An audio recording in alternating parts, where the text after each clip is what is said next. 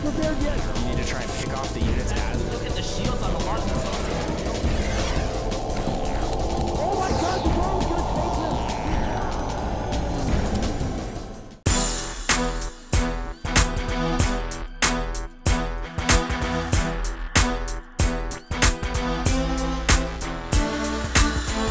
Ladies and gentlemen, welcome back to the IPL Season 2, the winner round 2 in our matchup with Mao's Mana taking on Fenix, Protoss versus Terran. I'm DJ Wee for OneMoreGame.tv, and I'm excited to see what will happen here. Of course, when am I not really excited when it comes down to StarCraft? There's very, very few moments. In fact, I can't really even think of one off the top of my head. So let's get right into it. Game 2, where Mana could keep his hopes alive right here, send Fenix down to the losers round, and advance on to winner round 3. If Fenix wins this one, of course, this is a best of 3, so we'll be moving on to game number 3. And that will be decided here on Shakura's Plateau, cross positions, as we have Fenix as our blue Terran spawning in the southeast, and Mao's Mana, our red Protoss, spawning in the northwest. Rather happy, actually, to see cross positions here. I really like this map. I like the changes, the various, in fact, the version that we're playing, and you always have to check the back to note the version that is being played here. What I'm seeing is that we are seeing the version with the back rocks, but no rocks leading up to the third. Which means that, of course, you can come over to this base, break down these rocks, and then enter into the back of your opponent's base. Or, in the case of using transports like a Warp Prism or a Medevac, you can drop units there. Of course, take those rocks out, do some more damage that way. A lot of times we'll see Terran in this situation float a command center over, drop that, or even kill their own back rocks and expand. We see the Protoss do that as well, and the Zerg. Each race has a disadvantage, you know, when it comes down to then defending it from this location. So Terran probably with the best utility in, of course, being able to just pick up their command center, float it over, and start producing SCVs from there. You can even load up on that as well. Let's take a look at what we've got going inside the bases of our two players. Mana has finished his gateway, getting up that cybernetics core, and like last game, we're going to see him not produce anything out of that gateway. He's going to go ahead and let this SCV get as much information as it's going to possibly give, and go with the same build that he went in the last game, which was to go ahead and get the Stalker first, follow up with the Sentry. Over on the other side, we do see actually something different here from Fenix, as he's going to go with the Reaper opening, throwing down the Tech Lab. The one Marine at the front does manage to chase away the probe. And if we just take a quick look at his vision, he did see the racks, but of course no add-on was visible at the time of building. There we see the Stalker coming out, even getting chrono boosted to try to minimize the time that Fenix is getting in terms of the scouting that he's doing. In fact, he'll just go ahead and hightail it out of there. Warp Gate research being chrono boosted as well. And there's the Sentry to follow up. So an identical build for Manas. We have the one Reaper coming out. Now, the Reaper is not going to be horribly effective in doing damage, but more or less will be effective in scouting. And there are those occasions where we do see the Reaper come back a hero, or maybe die a hero. It happens every once in a while. And kill a few probes in the back line. You know, without Warp Gate research right now, where's that Stalker? He's out doing some business outside of the base, going to work. Here comes the Reaper. He's definitely going to be able to take out a few probes here. He's going to work on the ones that are on gas first, and then he's going to start off the rest. Here we've got the Stalker and the Sentry, who will easily clean it up. And what did we actually lose there? Looks like just a couple of probes. And really it's even, because I believe between the Reaper and what, an SCV, I would assume, it's even. And not really even going to matter. So another gateway going to go down. Two gateways going to go down. With the Nexus about 60% complete. Bunker at the front for Fenix. He's going to go ahead and go with the 3 racks again. This time, of course, he went with that concussive shells much sooner. Has a few Marauders out on the field. Be a good choice against the unit composition that's currently out on the field for Mana. See, those units can be very much devastated by the power of the Marauder. And just getting Marines out of the other. So essentially has 2 racks, one with a reactor, but just actually 2 racks. Keep the production going on there. They're going to take a second gas with the factory going down. And Fenix just, you know, he decided to go not with the reactor at the first. Got the Reaper out, did a little bit of harassment, but he certainly has been, I feel like, a little bit faster in this game with his tech up, getting his factory much sooner, throwing down this expansion before his opponent. He did that in the, you know, game number 1, but doing it even faster in game number 2. Third gas thrown down at the natural. Another tech lab being put down. Likely go ahead and start on combat shields since Stim is going. Or he may wait, getting a reactor as well, just trying to maximize his production.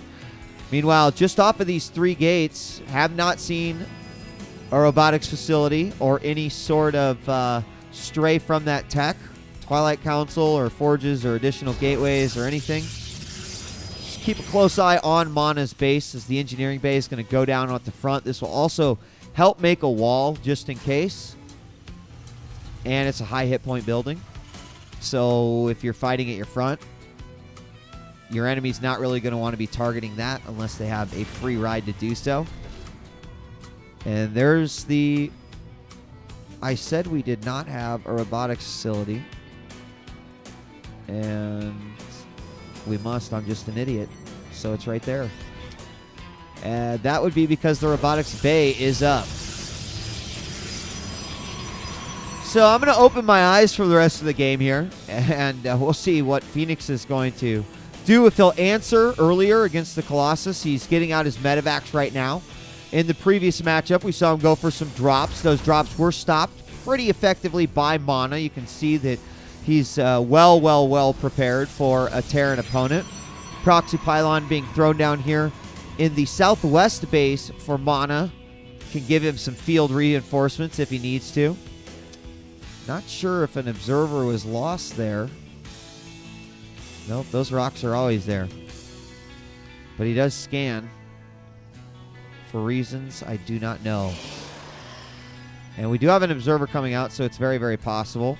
We have warp gate, or extended thermal lance not on the way yet. 2 more gateways going to go down though, making the total 5.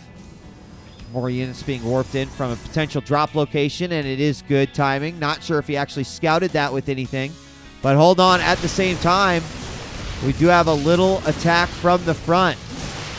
Now, oh my goodness, he you know, he's got to watch out for the force fields, but he could load up here and do some damage. This medevac now starting to move in. It will be met by quite a few units, so he's definitely going to want to try to pay attention to both sides. The medevac, though, going to sneak all the way around to the back. He's going to come to the mineral line, and there we see the drops. A few probes are going to get attacked. See the Guardian Shield go up at the same time. An attack from the front. Force fields haven't been dropped down quite yet, but the Zealots are getting focused down. We do have the 1 Colossus popped with just immaculate timing. We may see... Oh, the medevac does stay alive.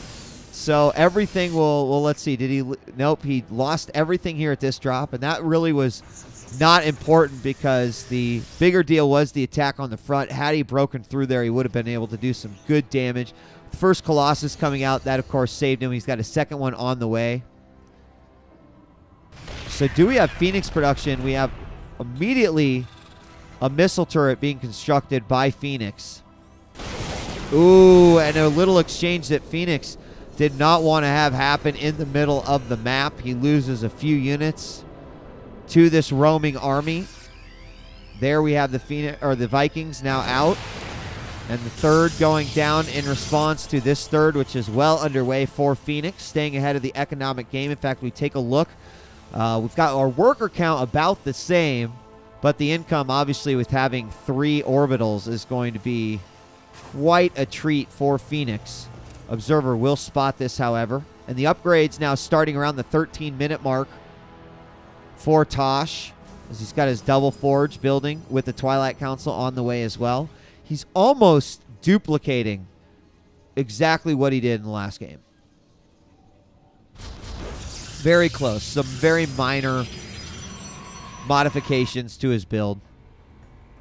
But he is pretty much doing exactly the same thing. So I wonder then, just based off of what we saw in the last game, we're going to see Blink, nope, Charge come out first. I wonder how quickly off of this we'll see a Templar Archives, because the High Templar seem to be very, very effective versus that Bio Army, as they always are.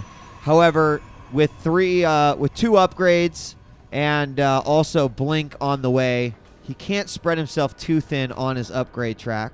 He's got to keep producing units of those Colossi. So we'll see what happens after these 2 upgrades finish and Charge is complete. We'll be watching. There it is. Oh, where the hell is he putting it? There we go. Okay, well, I was talking about it. Of course, it's building right there. I promised you I would open my eyes, but I really only had one of them open. Now, there's Storm going down almost immediately. He may actually warp some High Templar in as well, just to make sure that he can start building up that energy. Don't see any coming in quite yet. But there they are at the front. So Mana, I mean, you know, in game number 1, I was talking about why I really liked these 2 players. And it was because Mana is a guy who's consistent, and he sticks with what he knows, and he plays, you know, standard to his own style. And Fenix is a guy that likes aggression. We've seen some attempts here from Fenix. It's been shut down very, very nicely by Mana in this game. And now Fenix is moving out his army. Response coming from Mana as he gets his units in position. Does not have Storm quite yet, so this could be a good timing for Fenix to do an attack, and we have him ferrying in some units from the side. He will distract him. However, this Observer will not let him fool Mana so easy. Another command center going down.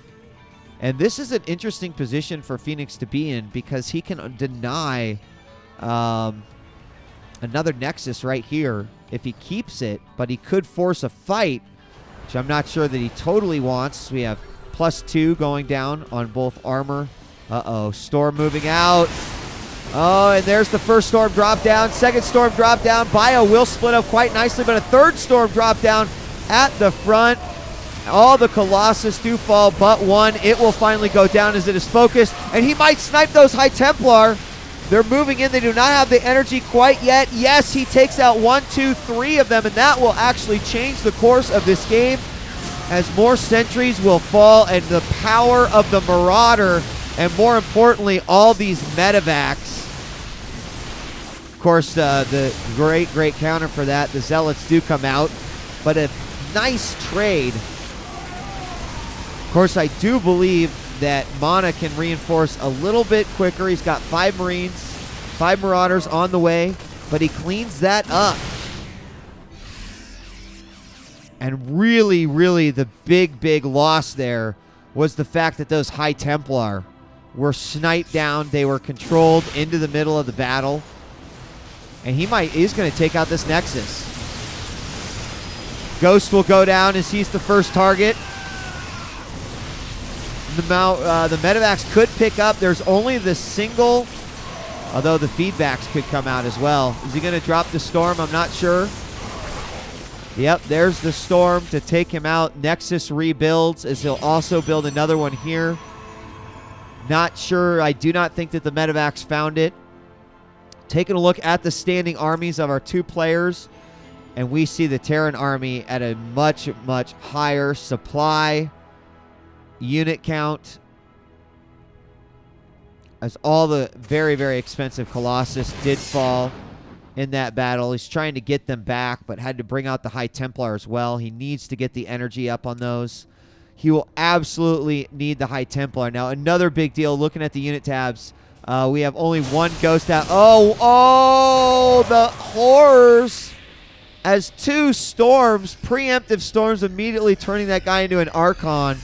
That will deplete a lot of the energy from these medevacs.